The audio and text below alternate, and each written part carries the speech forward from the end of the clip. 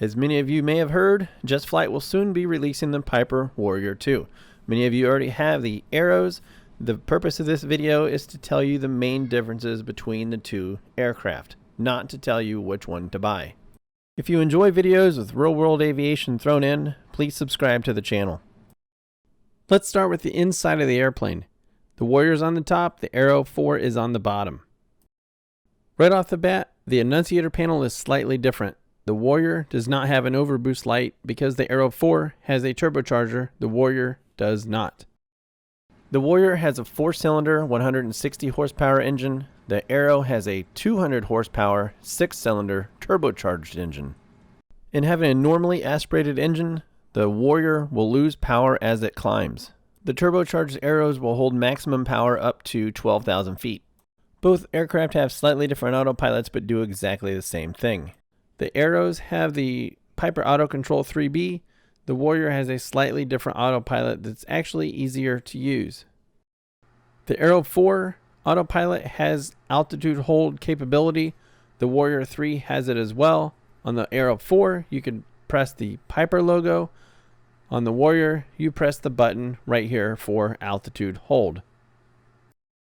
Another difference between the two aircraft, the Warrior has a manual primer. The Arrow 4 has an electric primer. And one major difference between these two aircraft, where the manual primer is on the Warrior, the Arrow 4 has a landing gear selector. The Warrior is a fixed gear aircraft. You'll also notice the Arrow has a propeller control and manifold pressure gauge. The Warrior, no propeller control and only an RPM indicator.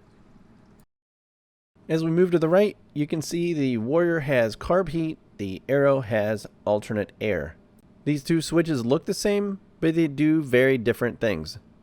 The carburetor heat on the Warrior takes hot air off the exhaust shroud and pumps it into the carburetor to melt any ice that may have formed inside the carburetor. The air coming into the Arrow's engine is filtered. If that filter becomes iced up and clogged, the alternate air can be opened and unfiltered air from a different source will be brought into the engine.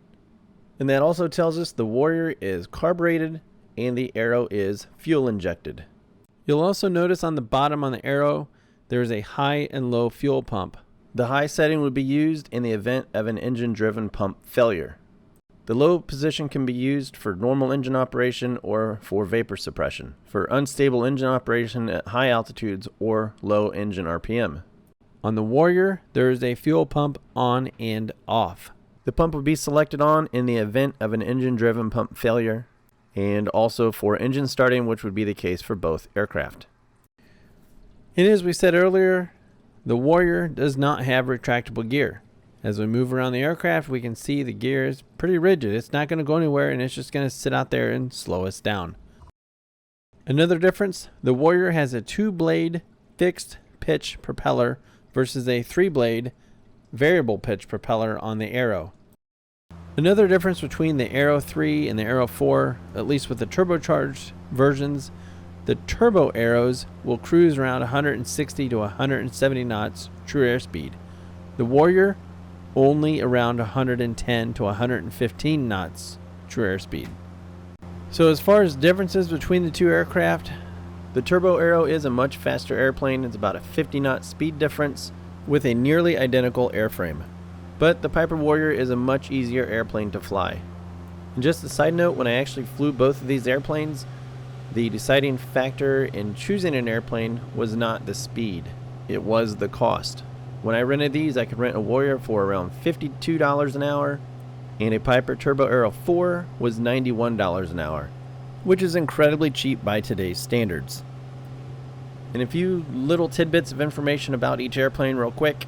The Warrior has a fuel capacity of 48 gallons usable fuel, the Arrow 72 gallons. The range on each aircraft, the Warrior is approximately 600 miles, the Arrow about 900. Overall, I am pleased with the job JustFlight has done on the Arrows and the Warrior. If you're looking for a fun, simple airplane to fly, the Warrior is a great choice.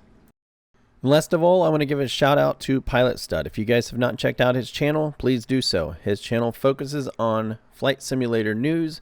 When I first saw his channel, he had 1,000 subscribers. He's almost to 10,000. So if you guys could go over there, give him a subscribe and get him to 10,000, that would be fantastic. And with that, thank you for watching.